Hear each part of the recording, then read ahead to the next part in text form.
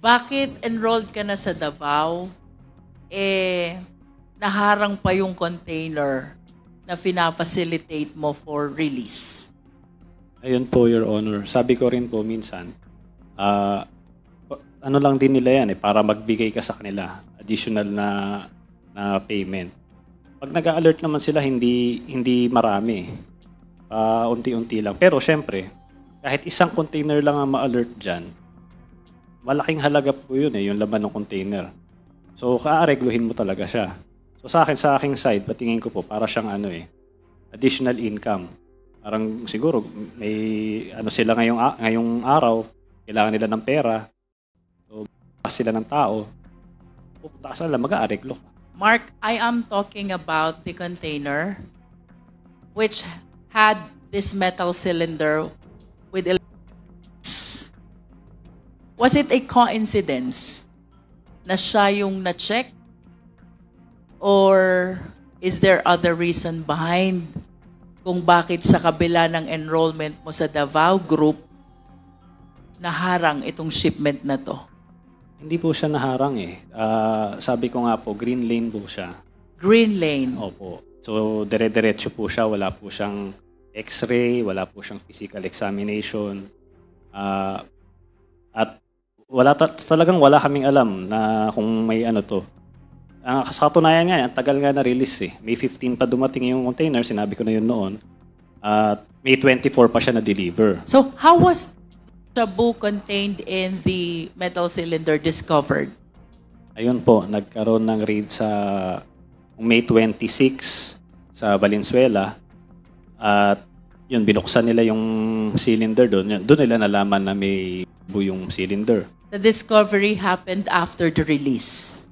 Yes po. When the same is already in the warehouse? Yes po, Your Honor. Kanina sabi mo, wala sa packing list yung metal cylinder. Tama ba? Yes po, Your Honor. Anong naging basis ng implication mo dito sa metal cylinder when the same is not written among the items in the packing list? Ayun po, ang tanging ebidensya lang po nila is yung logbook ng Hongfei na di umano, nung nagdiskarga dun sa container na yun, merong 5 cylinder na diniskarga dun sa container na yun. And who prepared that logbook? Yung Hongfei din po. Would you know who is that employee or representative of Hongfei? Kasi pwede ko namang basta isulat lang yan Yun nga po. Na may kasama siyang metal cylinder when in fact wala. Yun po. Yun po, kasama po yun sa aming depensa na bakit yun ang pinagbasehan nila, yung pwede mong isulat na lang kahit sino. Samantalang sa amin, meron kami mga dokumento na in-examine yan sa China. At hindi naman po yan ninakaw Dumaan yan sa Bureau of Customs So, was the person who unloaded the cargo from the container while in the warehouse already, was he presented in the court? Yung nag-unload po, hindi po. Hindi po So, siya, it was only the... Yung prepare lang po nung yung unhigh packing list na sinasabi nila. Na, yun Wait, sabi mo kanina, the packing list, which goes with the bill of lading, does Hindi not po yun. include... Hindi po siya kasama doon. Kaya nga nagulat kami. Bakit may iba pang packing list? In other words, dalawa yung packing list ngayon. Yes po, Your Honor. Packing list that goes with the bill of lading nung dumating yung shipment. Yung packing list na pinresent niya doon sa court, kailanman hindi ko pa nakita yun. At hindi rin yun dumaan sa Bureau of Customs.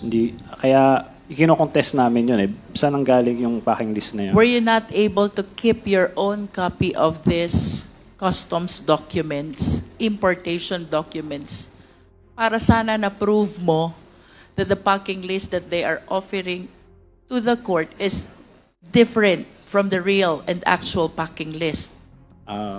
Yun nga po, Your Honor, hindi kami pinakinggan dyan. But were you able to keep for yourself Opo, copy of the importation documents? Opo, pinresent po namin yan. Yun bang documents mo, do they bear the stamp of the BOC that they were processed already? Yes po, Your Honor. Mismong BOC. Tapos yung packing list nila, mayroon ding tatak ng BOC. Wala po. Ano nga lang po siya gawa-gawa lang eh. So, yun nga, kahit sino pwedeng gawin yun. So, bakit yun yung sinuportahan ng korte, no? Mr. Chair, we are talking about here about two packing lists. One with the stamp of the Bureau of Custom and the other without the stamp of the Bureau of Custom. I just want to manifest how come if the one with the stamp was likewise presented in court, present nyo ba? Yes po.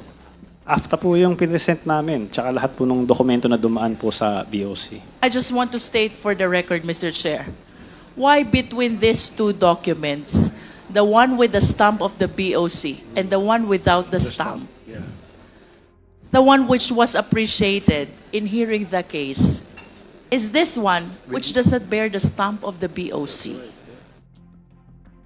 That is a manifestation, Mr. Chair.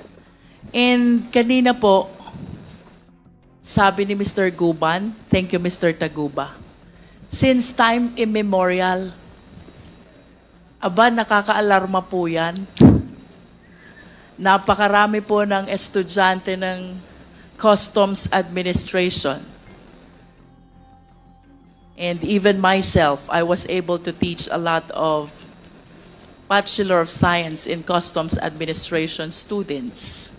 It is quite alarming na ang dadatnan nilang sistema sa BOC has been installed since time immemorial.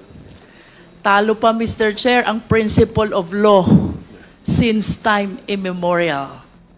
So, in this light, Mr. Chair, I wish to share to the committee, I hope this is one of the actual forms which are being used as bill of lading.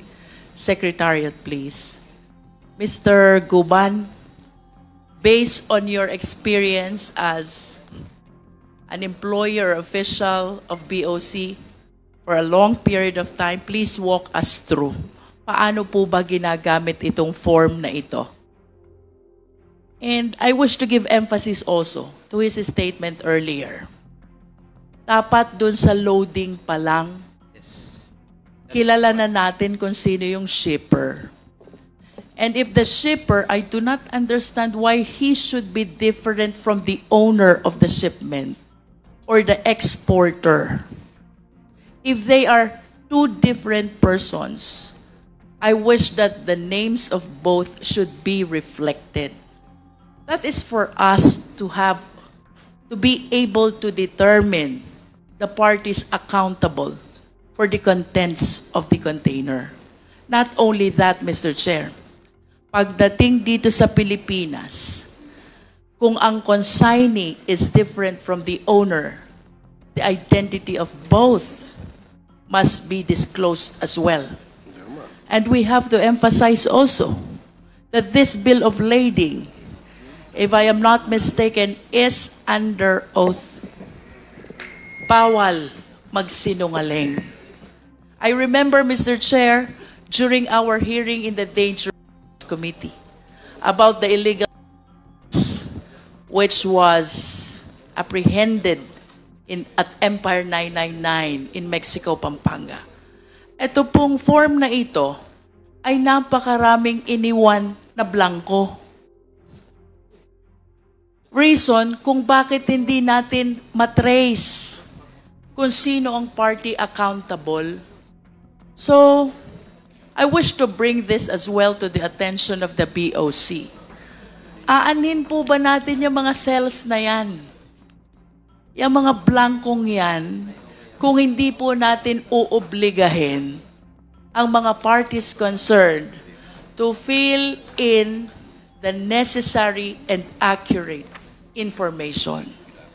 Bakit po kailangan nating mag-process, tumanggap ng bill of lading na bungi-bungi? So that in case of illegal kargamento or contraband, hindi maintindihan kung sinong hahabulin. And the worst scenario is, the people in between, naghanap buhay lang, natuwa dun sa kita nila. Like the consignee for hire, like the custom broker, both are totally unaware of the contents of the container. Sila ang nakukulong. So, Mr. Chair, may we request Jimmy Guban, ano po ba dapat sinusulat dito sa bill of lading na ito? Please walk us through as to the actual practice at the BOC. Pasensya na po sa taga-BOC, parang mas marami pong alam si Jimmy Guban kaysa sa ating mga resource persons from BOC. Your Honor, Mr. dapat po Chair. yung, thank you po, Your Honor. Dapat po yung bill of lading advance po na dumadating yan sa port, sa Bureau of Customs, lalo na po sa Office of the Commissioner, then sa Office ng District Collector, din pababa po. So doon po malalalaman na natin kung ano ang mga kargamento base doon sa sinulat nila. Yes, ba? Mr. Guban, let's start with the parties. Sino po yung mga parties concerned whose names must appear in the bill of lading? Your Honor, mas maganda po kung umpisahan ko siguro sa consignee. Kasi pag bill of Consignee. lading, from galing lang yun abroad eh. So yung consignee, yung accreditation ng customs, hindi siya nakapanyero. Ang consignee kasi wala isang warehouse. Yun yung importer natin dito sa Pilipinas. So yung consignee, inaaprobahan nung na-assign pa ako noon. Mr. Guban, are you trying to say that the consignee and the importer is one and the same person? Meron yan, ma'am, na isa lang. Merong iba. Kaya nga po may shipper, may bill of lading. Galing po yun doon sa shipper. So pagdating dito sa Pilipinas po, kung bill of lading na, may kasama na po yun na advance foreign manifest from the shipping line. So yung port of loading, nakalagay na po yun doon sa lahat. Ibig sabihin, from the port of loading, nakadeklara po yun doon sa packing list kung ano yung laman po ng container. So yung container po doon from the port of loading, iba-iba po nun ang may-ari. Kaya po mayroong tinatawag kaming consolidator abroad. Sa isang D20 or D40, there are instances na mayroon pong 3 o 5 ang may-ari. Okay, let me interrupt. How do we determine who are the owners of the different packages contained in one container facilitated by one consolidator? Your Honor, to tell you frankly, wala na po. Isa na lang ang may-ari noon, yung shipper na lang. Shipper na lang. Opo, yung nagpadala dito. Yung tunay na may-ari noon, sila na nag-uusap from the port of origin hanggang dito sa Pilipinas. In other words, the real owners of this shipment talks to the shipper. To the shipper, Your Honor. They pay the shipper also That's correct, Your Honor. for allowing their shipment to be contained in the container. Opo, Your Honor. And we have no document to show kung sino ang may-ari, actual owner ng mga shipment na ito, except for the shipper. Except for the shipper, Your Honor, then even the company, if that is authentic or original na galing doon sa port of loading. Dito sa atin, ang dokumento marami sa recto eh. So, yun po, Your Honor, dapat chine-check para yung bill of lading masabi natin di na tama. So, para pagdating doon sa, ibinangga nyo po yun sa consignee, yung importer na. Pagdating po dito, yung consignee kasi, yun yung lumalabas na importer, sila nga yun ang magdideklara, yung license broker. So sila ang magdideklara kung ano po yung mga in-import nila base doon sa shipper papunta ng Pilipinas.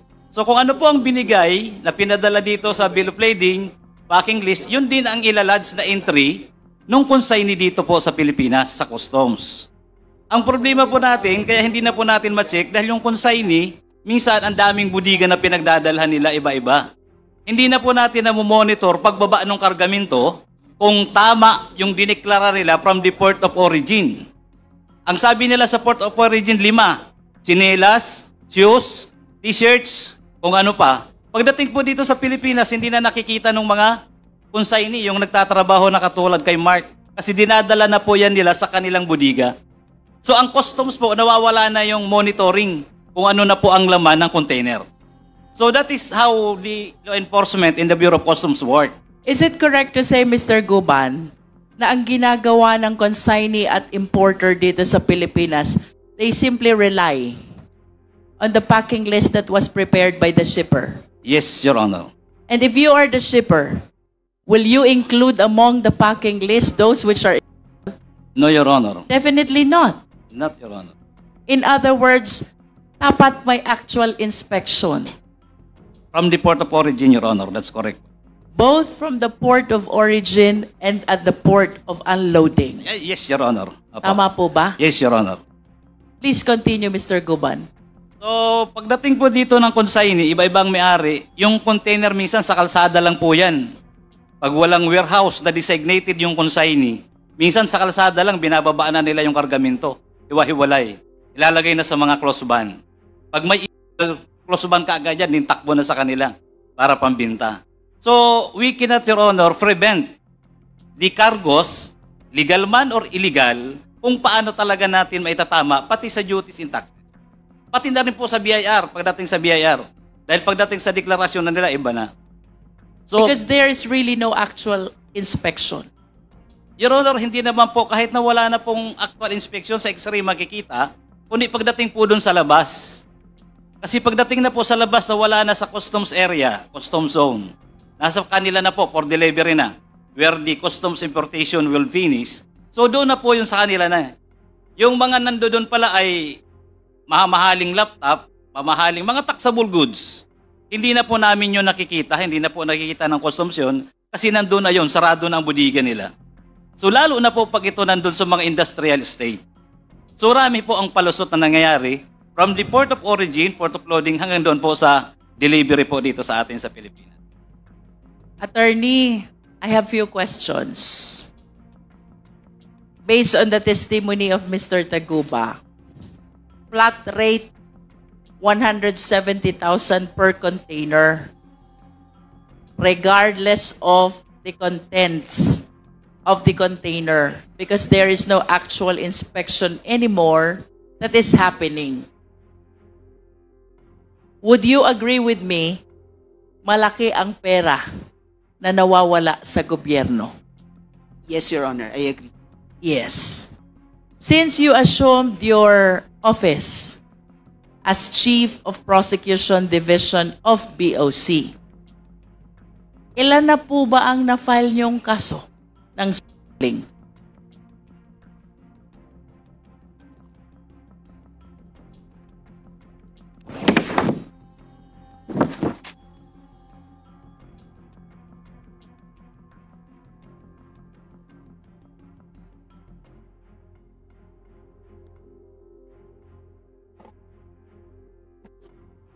Your Honor, based on our data,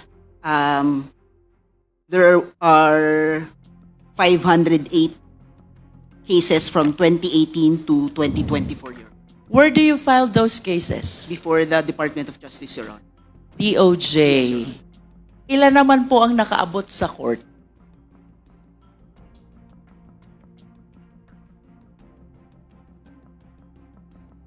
Your Honor, I can provide the data, but filed in court, 55 for filing in court, 40. Come again, attorney. Your Honor, for those filed in court, 55. 55? 55. For filing in court is 40. 40. 40 for those filed in court.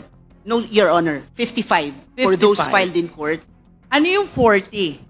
40 for filing, Your Honor. It's For filing for pa lang. filing, yes, Your Honor. Okay.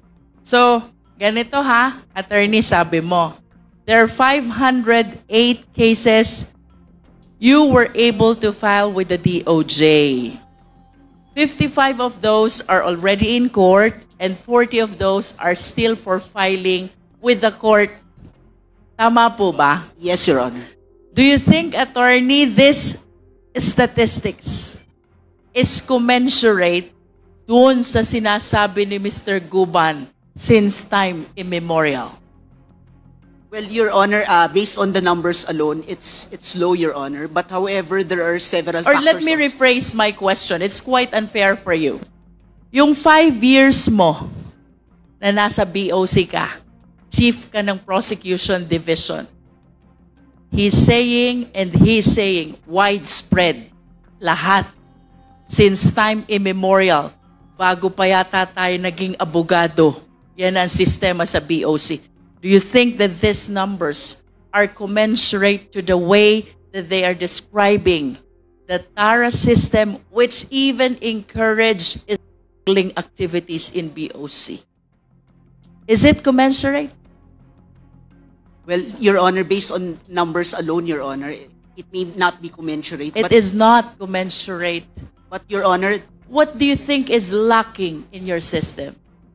Attorney, I hope you realize napakabigat ng burden na nakaatang sa'yo. yes, Your Honor, I do realize that, Your Honor. Yes. Your Honor, there are several factors, Your Honor. All right, please enlighten us. Your Honor, one is there's a 2024 rules on preliminary investigations and inquest proceedings, Your Honor, which changed the the quantum of evidence, Your Honor. Why? Is it not probable cause pa rin ang Your pinag-uusapan Honor. natin? No, Your Honor. What? Prima facie evidence, Your Prima Honor. facie evidence.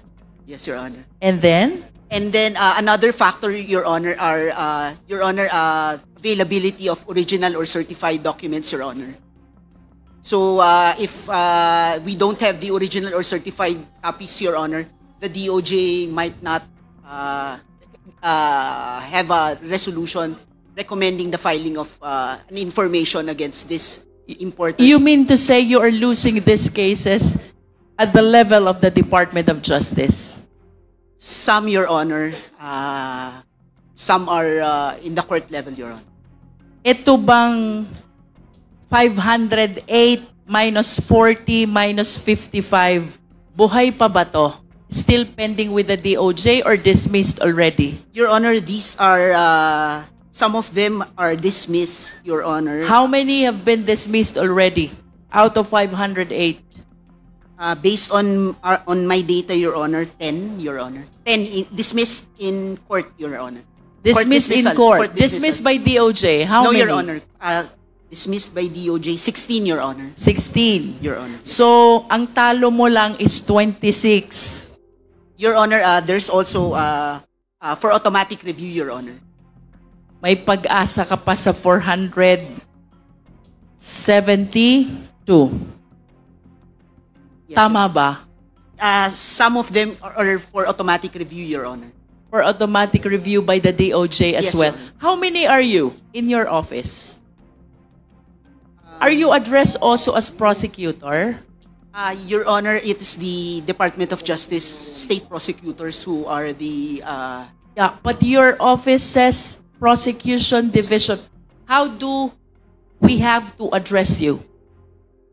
Your Honor, we are also government prosecutors, Your Honor. We are the one who prosecute seizure cases. But you Your are under BOC, right? Yes, Your Honor. Baka dapat ang prosecutor galing DOJ. What do you think? Your Honor, with due respect, Your Honor, the BOC lawyers are trained with the Customs Modernization and Tariff Act, Your Honor, and other related laws, rules, and regulations, Your Yes, Honor. but based on your own admission, this statistics is low compared to the widespread TARA system that the two resource persons are describing. Well, Your Honor, we are also in close coordination with the Department of Justice in order to improve our system, Your Honor. Let me go back to my question. How many are you in your office? How many government prosecutors are you in your office? Your Honor, 15, around 15, Your Honor. Around 15. Do you closely coordinate with the POC police?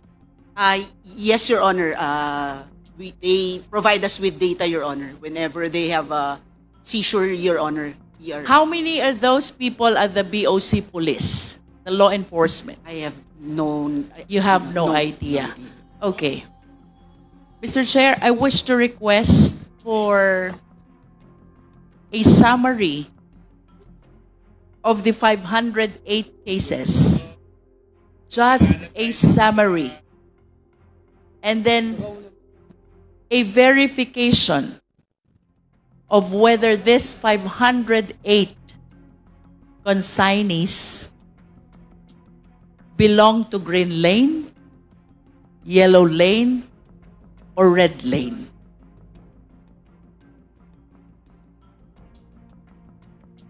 Thank you, Attorney. Yes, Your Honor. We will provide the requested data, Your Honor. Mr. Taguba, one last. Si Kenneth Dong, is he associated to Davao Group? Wala po akong personal knowledge. Parang nakikita ko lang may picture sila eh. Hindi ko po alam. Do you believe that what happened at the warehouse, the raid that happened at the warehouse, where this metal cylinder was discovered containing, do you believe that this is just part of the regular operation of the law enforcement, and it is just a coincidence that you are one among those enrolled with Davao Group? Nagkataon lang ba ito? Sa akin po, kasi wala naman po akong personal knowledge. Sabi ko nagkataon lang. Nagkataon lang. Dahil wala naman po akong alam eh. Bukod dyan wala po akong alam sa mga ganyang bagay. Mr. Chair, as a final word, I know I have said this before, but I think the revelations that we continue to hear from the resource persons warrants really the revisit of the charter of the Bureau of Customs. Thank you, Mr. Chair. Thank you, Congresswoman Luistro. Questions have already been asked to Sir Taguba. Itong tanong po na to, pwede pong sagutin ni Sir Mark at ni Sir Jimmy kahit magkasunod po. Masasabi niyo po ba na nung time na yon yung Davao Group ang pinakamainit na grupo? Kumbaga sila yung pinakamagandang grupo na maging part ng negosyo o maging katrabaho nung time na yon? Yes po, Your Honor. Yes. Ikaw, Sir Jimmy, ano masasabi mo dun sa time? Yes po, Your Honor. Kumbaga, it is the hottest item in the menu, parang ganun, no? Yes, Your Honor. From the start, after the outtaking from Malacanang, ganun po ang Hanggang customs matapos. na kainit. Maraming salamat. Balikan ko lang, no, Mark, kasi na-mention mo na kanina from the questions posted by our honorable colleagues, our members. Itong Davao Group na to na kasama po si Tita Nani, Jojo Bacod, Congressman Pulong Duterte, and different actors. Masasabi mo ito yung composition ng Davao Group, Mark? Yes po, Your Honor. Sino masasabi mo na head o leader ng Davao Group na to? Well, tingin ko po si Paulo Duterte. Yan po ba ay common knowledge po sa inyong pinagtatrabahuan dati? Yes po, Your Honor. Normal na napag-uusapan, parang it's passed around, hindi po walang alanganin, wala pong masasabi na hindi kayo sigurado? Yes po, Your Honor.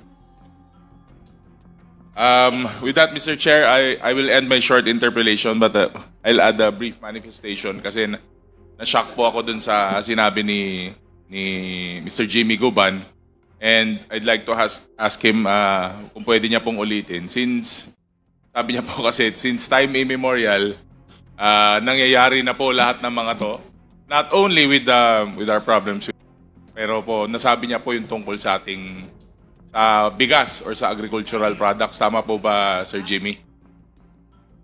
Yes po, Your Honor. So, Mr. Chair, siguro yung knowledge po na nalalaman ni Sir Jimmy tungkol po dito not only with drugs, but not only with what we're tackling now, pati po dun sa bigas, will be a vital source of information po, lalo po sa ating Quintacom, Mr. Chair. So I would like to manifest na we should consider na adding as a resource person sa Quintacom si Mr. Jimmy Guban. Again, thank you, Mr. Chair, for the time. Okay, thank you, Congressman Ortega, for that short Mr. Chair. interpellation. Yes, Congressman Abante. If I can just advise Mark Taguba, no? You want to be a legitimate businessman, correct? Yes po, Your Honor. Huwag ka na mag-ano ng mga illegal pang kontrabando para hindi mo na kontakin pa yung Davao Group, di ba? Yes po, Your Honor. Inisipin mo yung sarili mo. Yun ang unang-unang dapat mong gawin.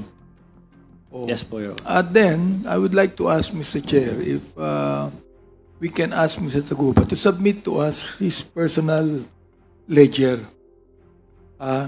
Doon nakalista yung mga pinagbigyan mo ng pera at kung sino-sino. Yes po, Your Honor. Meron ka bang notebook o listahan? Hahanapin ko pa po yun. Matagal na po kasi. 7 taon na nakakalipas. Sige. Para pagka ito yung nakita mo, submit mo dito sa committee. Yes po, Your Honor. Okay, so before the next interpellator, Mr. Chair. if I may, I'll just ask a few questions kay Jimmy Guban. Jimmy, yung bang Henry Tan na nabanggit mo kanina, isa siya sa kagaya ni Mark Taguba na player sa customs. When I say player sa customs, siya ang nagpa-facilitate ng mga importation. Financier, Your Honor. Financier. Binibigay. Katulad po yun kay Mark. Si Mark, merong Chinese na kausap, binibigay sa kanya. So si Mr. Henry Tan, isa rin ganun. So, halimbawa, kagaya nung nabanggit kanina ni Mark, yung bang si Hong Fei ay kakilala mo?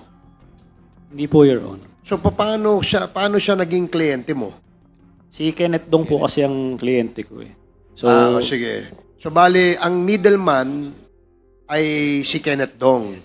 And then, etong si Henry Tan ay ganun din ang kanyang partisipasyon. Opo, Your Honor. Parang sila yung naghahanap na mag-i-import dahil meron silang kakilala sa loob ng customs para maipalabas yung mga importation na ito. Yes, Your Honor. Marami silang consignees, the same with Mark. Okay. Merong 3, 5. Din yung mga shipper from the port of origin, sila ang nagmamanage nun. So, in fact, kung i-share ko kay Mark, yung shipper dapat nun ay makuha nila para pag galing doon sa port of loading, port of origin, malalaman kung sino yung mga incorporator din nun. Okay. Then malalaman po natin kung sino ang nag-load.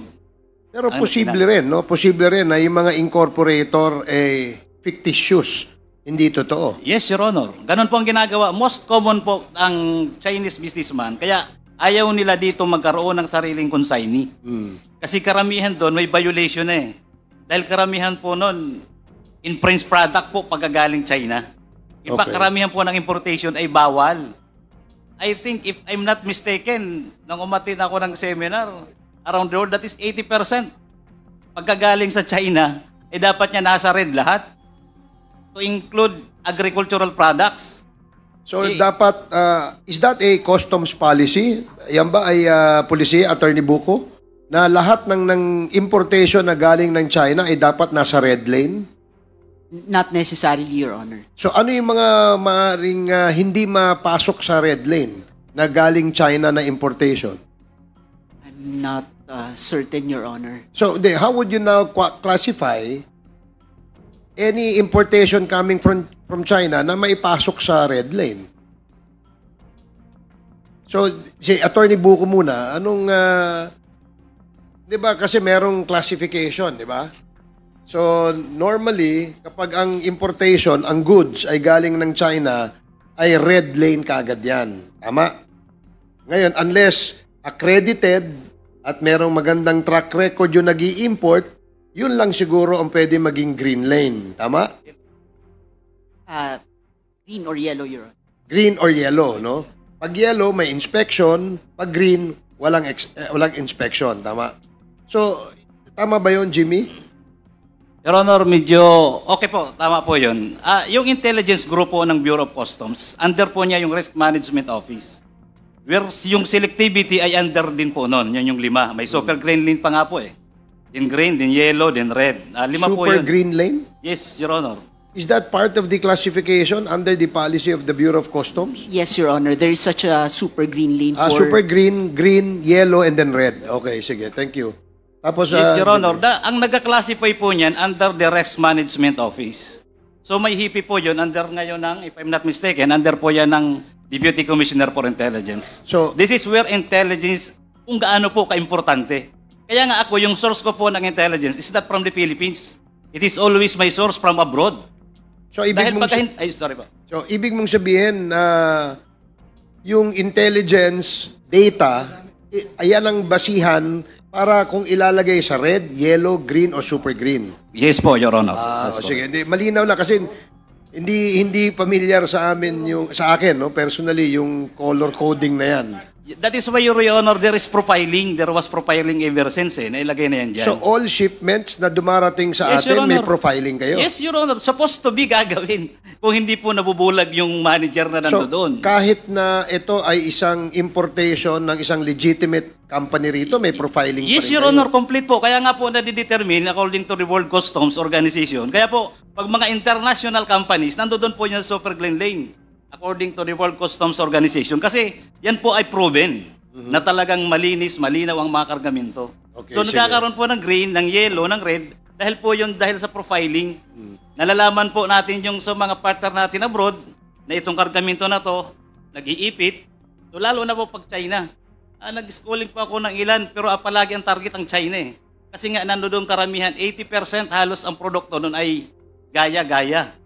So yun po ang Yung inano fake, ngayon ng fake. IPO. Ang ibig Your sabihin, Honor. gaya-gaya, fake. Fake, Your Honor. Okay. So kaya po kalamitan dyan talaga, karamihan dyan ay nandoon sa red, yellow. Palaging may examination yan, may x-ray. Then pagdating po doon sa valuation, inaayos din po yun kasi marami po doon, ang karamihan talaga ay mali ang deklarasyon. Di ba, bago naman paratingin dito, doon sa port of origin, may mga dokumentong ina-advance papunta rito, correct? Attorney Buko. Yes, Your Honor. And what do you call this document?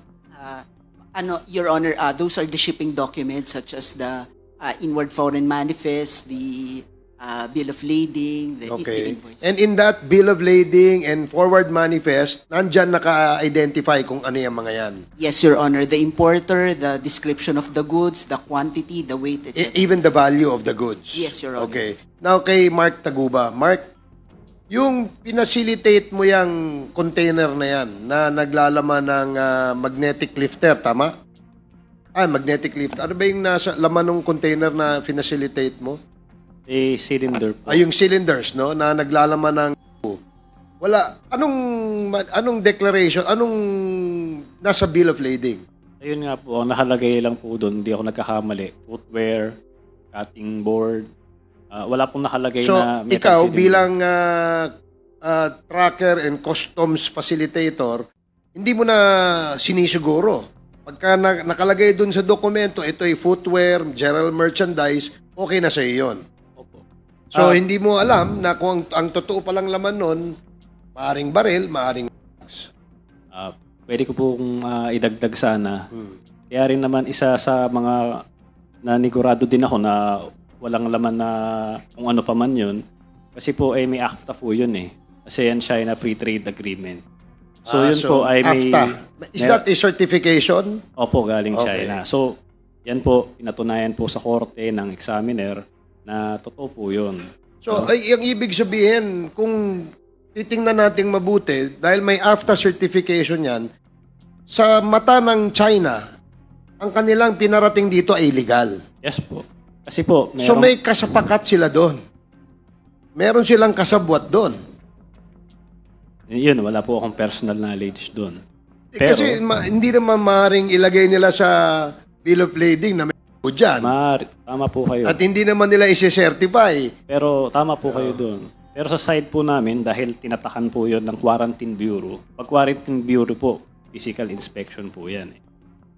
So sa aming side, walang problema. Okay lang yung... Yun lang naman yung ano namin So, yung basihan namin. nung nakita mong may certification ng AFTA, Yun ang nagtiwala ka na walang gayan. Yun po kasi yung pinaka-protection din namin na Okay. para hindi masangkot sa mga ganyan. So, ibig sabihin, may kasabwat sila ron. Maaari po. Di ba? Kasi hindi naman magse-certify yung China na ito ay AFTA kung talagang in-inspection nila ang laman ng kinaga sa loob ng container. Your Honor, tunay kaya yung AFTA? So, malaking question din yan. Pag-usapan din natin yan sa susunod. But I just wanted to validate yung naririnig namin na info na paano naman kayo na mga kagaya mo, customs facilitator, nagne-negosyo sa loob ng customs, anong protection nyo? Kaya nga, gaya ng sinabi mo, yung AFTA certification, yun ang nagpapatunay na walang kontrabando. Supposed to be. Yes po, Your Honor. Bukod pa doon, yung mga dokumento na bill of lading, mga SAD, lahat po yan meron pong nakalagay na certified true and correct. So, ibig sabihin, hindi lang ikaw ang maaring naloko nitong mga importer na ito. Yes po, Your Honor. On top of your head, sino sa tingin mo ang mga maaring nagpasok ng mga kontrabando? Yung sa tingin mo lang, na mga nandyan sa ganyang klaseng negosyo. Alam niyo Not po, necessarily sa maaring nagpapalusot ng ibang goods. Ganun. alam niyo po, Your Honor, wala po tayong kasiguruduhan na kasi po kahit saan naman pwede ilagay eh. Kahit dito sa microphone na to pwede nila nang ilagay. So, para sa akin, mas importante yung protection ng mga nagpapacilitate. Kasi nakabase lang sila doon sa dokumento eh. Yan. So, lahat ba ng itong mga gamit na to sisirain para malaman kung may drugs? Unfair naman. Para sa akin, kung talagang seryoso para sa Pero sa iyong practice, hindi ka ba nagtaka na nung nagbigay ka ng 5 million, bumilis na yung... Ganun ba talaga kalakaran? Kailangan meron kang enrollment para hindi na ma-red lane yung iyong mga pinapacilitate na mga kargamento? Sabi po ni Jimmy, ano pa yan noon pa. Pero sa akin po kasi, yung sa aking experience, nung una pa lang ako, nagsisimula pa lang naman ako, konti pa lang yung container ko eh. So, Konti ba yung 100 sa isang linggo? Yung ano na po yun, nung naka-enroll na po ako, unti-unti po siyang tumaas. Pero titignan nyo po, mga 14... Teka, anong ko lang, bago ko makalimutan. Nung naka-enroll ka na, kamo tumaas. Yes po yun. Bakit tumaas? Bakit tumaas? May nagtiwala sa'yo ng importer. Yes po. Kasi tracker ako eh. Yung lamang ko rin eh. So... And kilala mo lahat niya mga importer na yan? Opo, nagbibigay ako ng... pagka nagdi-discarga dun sa mga warehouse, bibigay ako ng ng calling card ko. Tapos nakalagay din yung all-in. So... Anong all-in? Ano ibig sabihin ng all-in? Yun po yung 170,000. Ibig sabihin, pag may calling card ka na may nakalagay all-in, ibig sabihin enrolled ka. Yung sa mga kliyente ko, pag nakita nila yon, mura lang yung parating mo. Kasi nga, kamo, simula nung na-enroll ka, dumami yung Opo. iyong kliyente. Opo. Sino nagbigay sa'yo ng mga kliyente? Ako po nagano ng mga kliyente ko, Your Honor. Ako po naghanap. Ikaw naghanap. Opo, kasi Walang nagbigay sa'yo. Opo, ako kasi nandoon sa larangan yun yung trabaho ko po eh. At Sa tracker. malakas ang loob mo maghanap ng kliyente kasi enrolled ka na.